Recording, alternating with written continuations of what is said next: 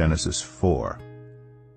Adam made love to his wife Eve, and she became pregnant and gave birth to Cain. She said, "With the help of the Lord I have brought forth a man."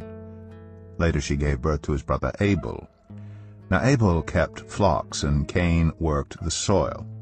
In the course of time Cain brought some of the fruits of the soil as an offering to the Lord. And Abel also brought an offering, fat portions from some of the firstborn of his flock. The Lord looked with favor on Abel and his offering, but on Cain and his offering he did not look with favor. So Cain was very angry, and his face was downcast. Then the Lord said to Cain, "Why are you angry? Why is your face downcast? If you do what is right, will you not be accepted? But if you do not do what is right, sin is crouching at your door. It desires to have you, but you must rule over it." Now Cain said to his brother Abel, "Let's go out to the field." While they were in the field, Cain attacked his brother Abel and killed him. Then the Lord said to Cain, "Where is your brother Abel?" "I don't know," he replied. "Am I my brother's keeper?" The Lord said, "What have you done? Listen. Your brother's blood cries out to me from the ground. Now you are under a curse and driven from the ground, which opened its mouth to receive your brother's blood from your hand. When you work the ground, it will no longer yield its crops for you. You will be a restless wanderer on the earth." Cain said to the Lord, "My punishment is more than I can bear. Today you are driving me from the land, and I will be hidden from your presence. I will be a restless wanderer on the earth, and whoever finds me will kill me." But the Lord said to him, "Not so. Anyone who kills Cain will suffer vengeance 7 times over." Then the Lord put a mark on Cain so that no one who found him would kill him. So Cain went out from the Lord's presence and lived in the land of Nod, east of Eden. Cain made love to his wife, and she became pregnant and gave birth to Enoch. Cain was then building a city, and he named it after his son Enoch.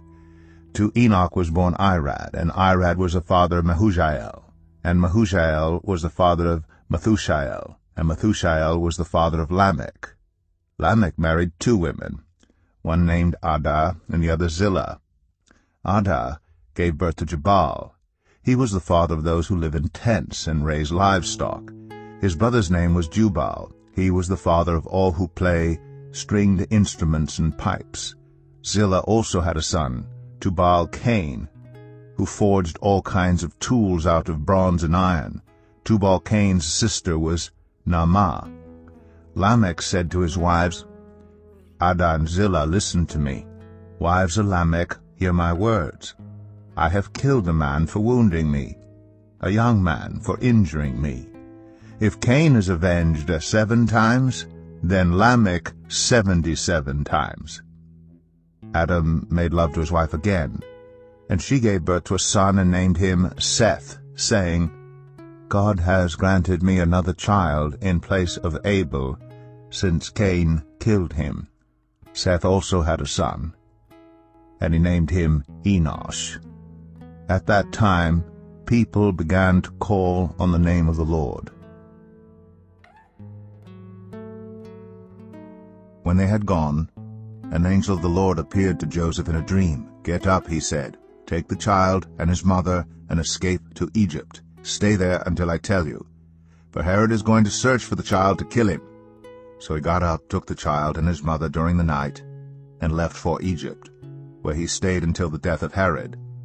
And so was fulfilled what the Lord had said through the prophet, "Out of Egypt I called my son."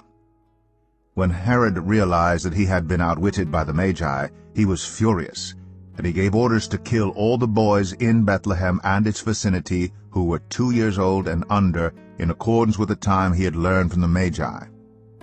Then what was said through the prophet Jeremiah was fulfilled. A voice is heard in Ramah, weeping and great mourning, Rachel weeping for her children and refusing to be comforted, because they are no more. After Herod died, an angel of the Lord appeared in a dream to Joseph in Egypt and said, "Get up, take the child and his mother, and go to the land of Israel. For those who are trying to take the child's life are dead." So he got up, took the child and his mother, and went to the land of Israel. But when he heard that Archelaus was reigning in Judea in place of his father Herod, he was afraid to go there. Having been warned in a dream, he withdrew to the district of Galilee. And he went and lived in a town called Nazareth. So was fulfilled what was said through the prophets, that he would be called a Nazarene. In those days John the Baptist came, preaching in the wilderness of Judea, and saying, "Repent, for the kingdom of heaven has come near." This is he who was spoken of through the prophet Isaiah, a voice of one calling in the wilderness, "Prepare the way for the Lord, make straight paths for him." John's clothes were made of camel's hair, and he had a leather belt around his waist. His food was locusts and wild honey. People went out to him from Jerusalem and all Judea and the whole region of the Jordan. Confessing their sins, they were baptized by him in the Jordan River. Why do the nations conspire, and the peoples plot in vain? The kings of the earth rise up, and the rulers band together against the Lord and against his anointed, saying, "Let us break their chains, and throw off their shackles." The one enthroned in heaven laughs.